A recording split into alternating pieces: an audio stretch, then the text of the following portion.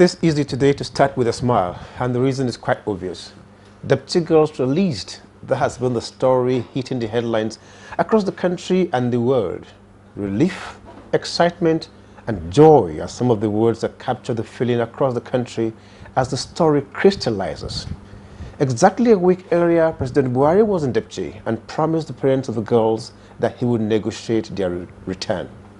The government has lived up to its words, and the federal government has confirmed that 105 girls were released out of the 110 taken from Government Girls Secondary Technical School, Dapchi, Yobe State, on that fateful Monday evening. The natural question would be, how was this feat pulled off against the background of the experience with the CHIBOK girls? Secondly, the common adage says, once bitten, twice shy. But for us now, it's a case of twice bitten. How can we be thrice shy? So how do we ensure safety of schools, not just in vulnerable areas, but across the country? This is Nigeria Today, and I'm Wilfred Ewalifu.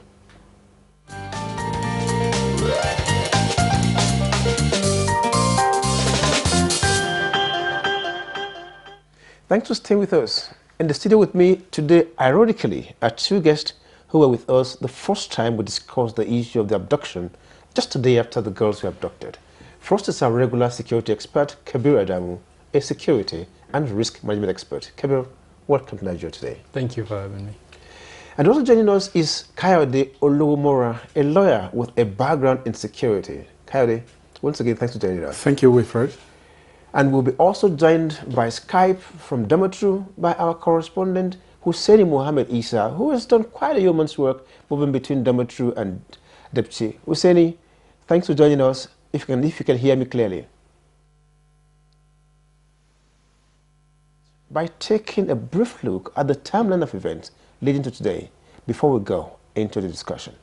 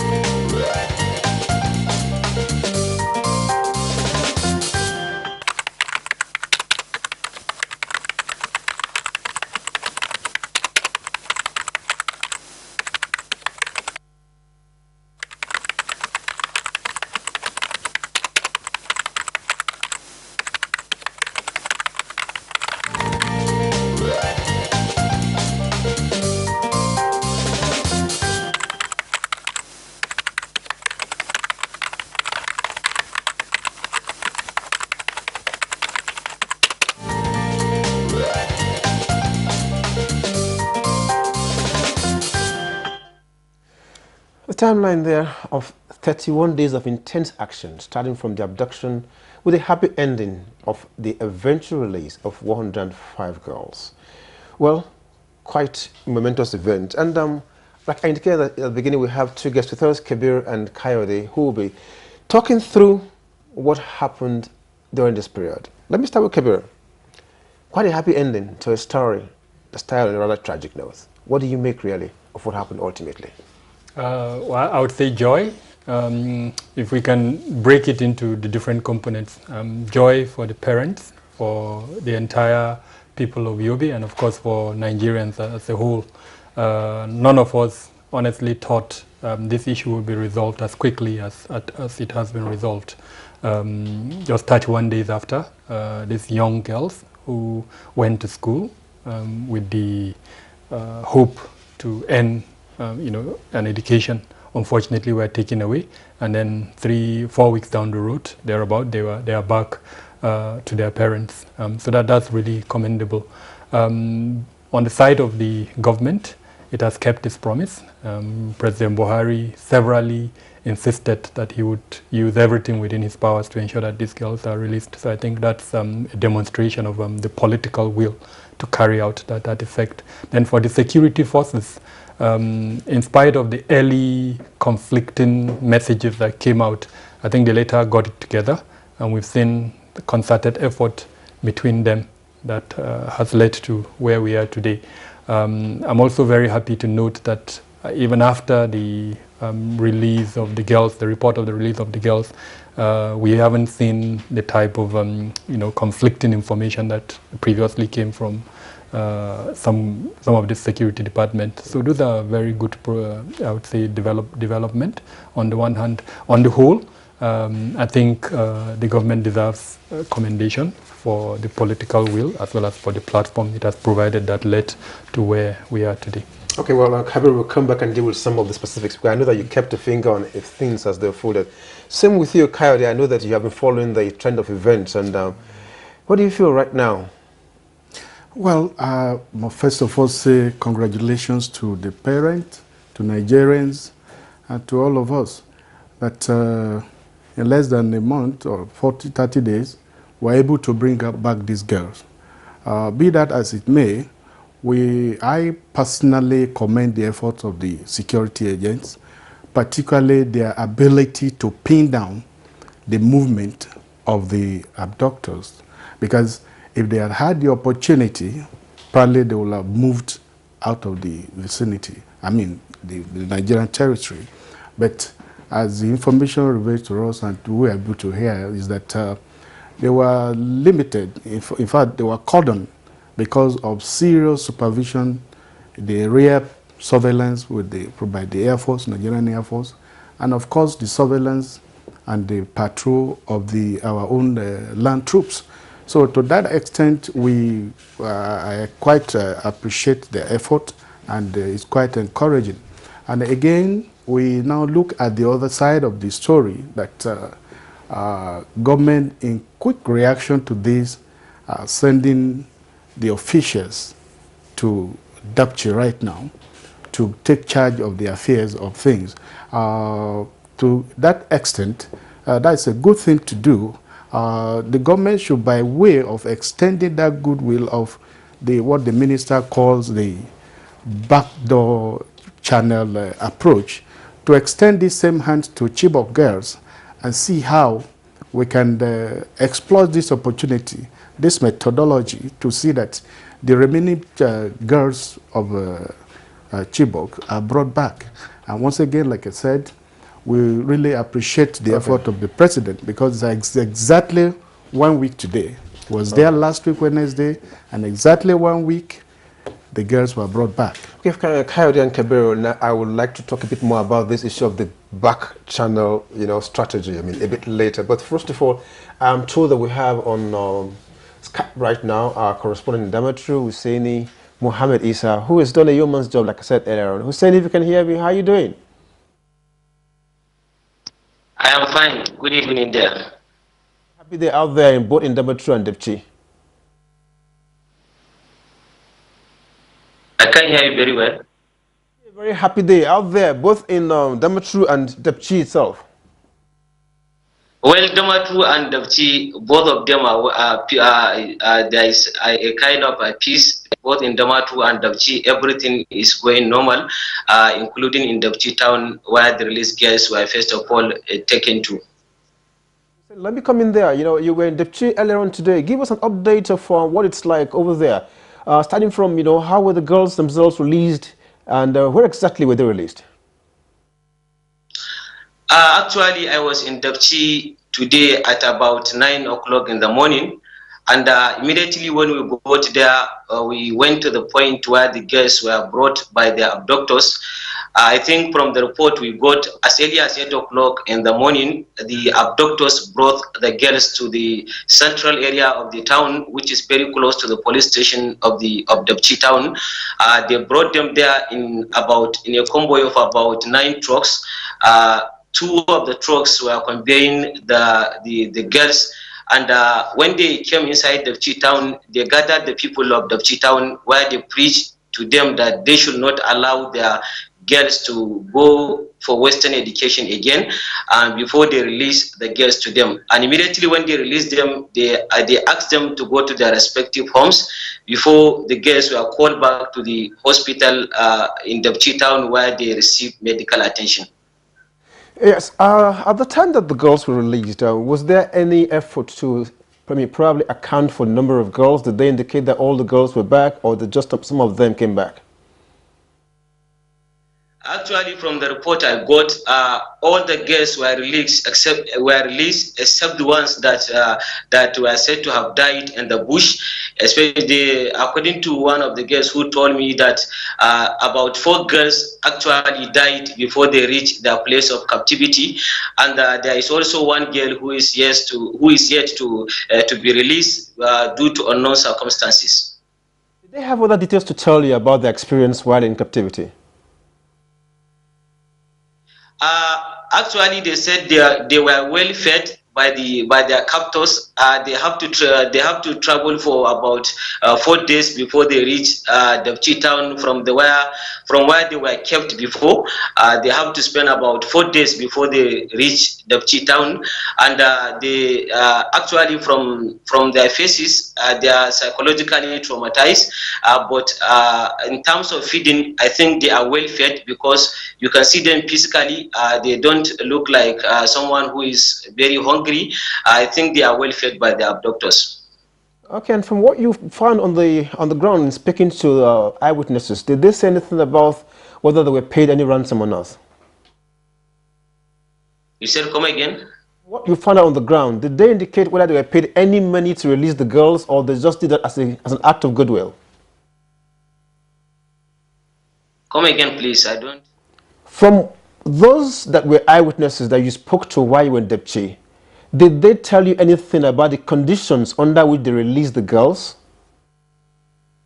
Actually, from what they told me, the abductors did not receive any single kobo as ransom, even though they cannot be able to confirm that. But in fact, nobody knows whether there is amount of money that is paid before the girls were released.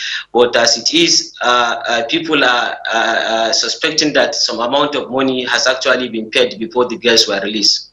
Okay, but did you also speak to parents of the girls? Yes, I spoke with the parents of the girls. They were jubilating. They were happy. Indeed, they thanked President Muhammadu Buhari for sticking to his words. Especially, he was in Dapchi town just some few days ago, and he promised them that very soon their children will be released. And today, that words have come a reality. And while all this was happening in Dapchi town, was there any security presence? Yes, when the abductors came with the girls, there are some military personnel who were strategically located at the entrance of the Government Girls Science and Technical College Dapchi, and from what I got from the information I got from the people of Dapchi town, when the abductors came, they actually stopped at the center of the town, while the military they all withdrew from their various locations and gathered at the entrance point of the Government Girls Science and Technical College. And neither the military nor the abductors, nobody among them faced with each other. Okay, what has been the reaction of the state government to all this? As it is now, the state government has not said anything yet, because I think the state chief executive is not around, while his deputy has not received them formally. But the girls have been transported to Maiduguri, probably to Abuja via airport. So where are the girls now? Before we leave Dapchi, the girls were conveyed in a truck by the military, and they actually took them to unknown destination. Probably they said they are now in Maiduguri. Okay, I was saying, I'm sure that they will sleep very well today in Dapchi town, I believe. Thank you very much. Well, thank you very much, Husseini. You didn't hear that last part of it. Well, we'll be speaking with Husseini Mohammed, is our correspondent in Damatru, who was responsible for a number of reports from Dapchi and the cause of the abduction saga. Well, we'll take a break here, and when we come back, we'll continue with the discussion. Coming up on NTA News 24, Nigeria Today, 7:30, Monday to Friday, with exciting anchors on topical issues.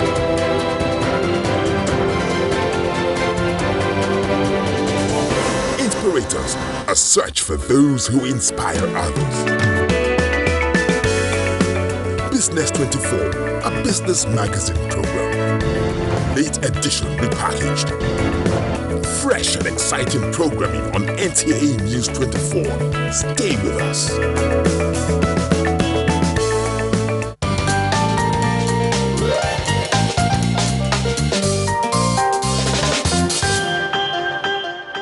Welcome back. You're watching Nigeria Today, and we are discussing the Dapchi schoolgirls released. Before this, we had a discussion with our correspondent in Damatru, who had quite an earful to say about what had happened in Damatru. But before we get again to discussion, let us first of all listen to Nigerians and hear what they have to say about what happened after the release.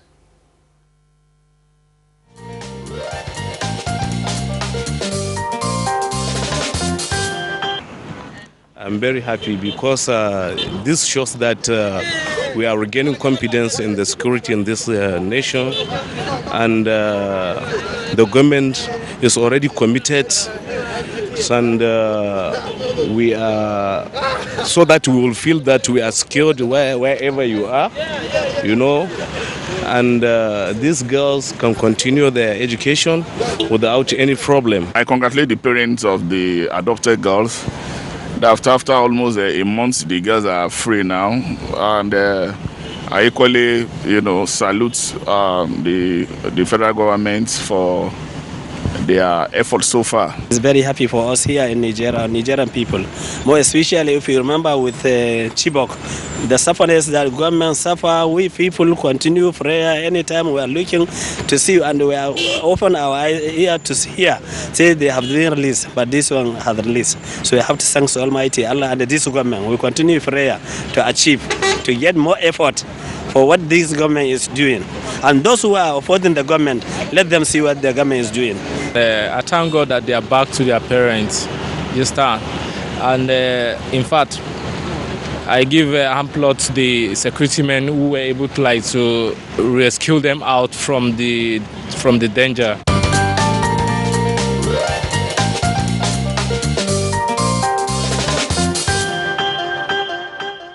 A cross-section of Nigerians there giving their own view about what has happened after Dapchi girls were released.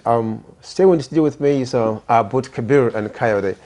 You've listened to our correspondent, listened to Nigerians, but I want to start first of all quickly by going back to the issue of the back channel strategy.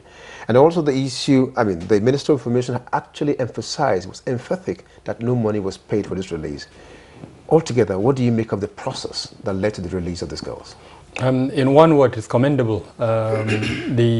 Obviously, intelligence played a role here, and we've always said since the beginning of the counterinsurgency operations 9 years ago that the weak link in the Nigerian operation is intelligence. So clearly, it appears they got it right here. And when we talk of backdoor channels, that's purely an intelligence term. Channels that are not open to the public, that intelligence experts know exist, and then they exploit that. And in no no part of the world will these backdoor channels be exposed. So I don't expect the Nigerian government to expose these channels. It will do more damage than any good for Nigeria. Having said that, I still will call on the Nigerian government to try to dispel the perception, as echoed by your correspondent, that the group that took these girls got something out of it. Gradually, an industry is being created, and the more that perception remains within the public out there, the more that. Yeah, but Kabir, earlier on, while speaking, you were of the view that there was definitely more that the group wanted to prove in bringing back those girls. Can you expand on that point? Okay, intelligence is a very wide and I would say tricky sphere. It's like a chess game. You take a move to indicate to the other player perhaps what move you want him to make. So when such an action takes place, you have to build a scenario around the possibilities that may have led to the action. There are corroborations between various sources of information that indicates that even the group themselves admitted to the fact that no ransom was paid before they released the girl. So if that's true, the question to ask is, what were they trying to demonstrate? And so it's an indication that perhaps there is a bigger motive behind the action from the side of the government and then from the side of the group that took the girls. Time will tell us what it is. Obviously, like I said, time will tell. Coyote, let me bring you at this point. The president kept on reassuring both the girls and the nation that the girls would be released. That meant that the president knew more than what we knew. Sure. Coyote, you worked closely with the former president that had a military background. Yeah. They must be very tough cookies. Does it actually mean that sometimes, that ordinarily, they don't let the public know all that they know? There's no country that will bring out all his whole intelligence to the public domain. Be that as it may, what we can see from what is happening now is that the strength, the momentum that this abductor, the Boko Haram, had earlier on, is no doubt decimating. There's no doubt about it that they are getting weaker and weaker. And so the government has to catch up on this and begin a program, which of course they have started, the de-radicalization of this particular menace, the Boko Haram. They themselves are tired. You remember when they started, it was Boko Haram. Later we have Al-Barnawi. Sorry, I was coming on because of time, really. But yes, there was a point that Kabir started talking about the fact that something bigger could be ahead, in view of the decision of these groups to release these girls in the manner they have done. Could it be something indicative of something bigger? Yeah, it says that as you can see them, that's why I say government must be very careful in dealing with this kind of style, because they are saying that this is a warning. Do not send your girls to school. That Western education is Boko Haram, but it is forbidden. Meaning that, like the senator representing the Damatruda is Senator Abubakar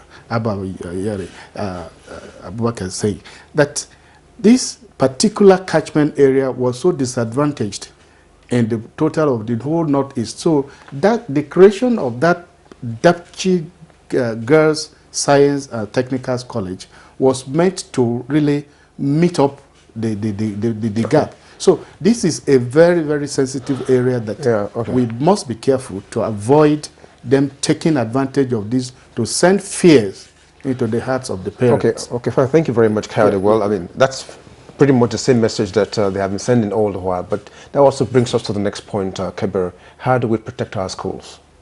I've said it severally, that the onus is back to the government. We need to develop a systems approach to managing security in school.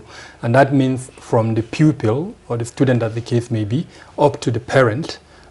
Each and every one of the stakeholders should have a role in school protection. I'm not too comfortable with the messages I'm getting currently that, the deployment of the police, the deployment of civil defense, there's no amount of human power, armed security that you deploy to a school that would be enough to protect the school. Okay. Each and every member of the school needs to understand that. We've developed a template, and I've said it before, the Presidential Committee on the Northeast Initiative need to embrace that. They need to use that template and cascade it down to the state governments. The state governments in turn need to embrace that so that schools understand that security is everybody's business within the school. A pupil should know that once he hears a gunshot or an emergency sound, this is how he should behave. Now that template will address that. Okay, first. Thank you. Coyote, do you agree with that? Yeah, quite very briefly. In good time, but just like in addition to that, like we mentioned the other time, it is time for government to begin to look at option B. If the regular thing is to have schools in various interior areas, now you sit back. This has been a problem. Like my colleague was saying, we don't have enough security personnel to man all the schools that... But in all these, can we deploy technology? We can develop technology. Like I told you the other time, it takes nothing out of you to deploy common CCTV camera to all the schools and have a central location where you monitor them. At any point where you are, if there is any danger, you are alerted. And right from there, you can, stimulate or kickstart a strategy that will arrest that situation, preventing not having this ugly experience. Well, Coyote, we must go. Coyote, no more. As always, time is actually just run out. Yeah, thank you very much for joining us. Coyote Olowomoro, yes, lawyer with a background in security. Yeah. Thanks very much for coming. Thank you very much. And also, Kabir Adamu, thanks always. You've always been with us and you continue to stand by us. Kabir Adamu, security expert, thanks very much for coming to Nigeria today. Thank you for having me. And we've been looking at the situation post the release of the Dapchi schoolgirls on Nigeria Today. That's our program for today. Thanks very much for watching. You can always, as always, watch us on our dedicated page on YouTube. Thanks very much.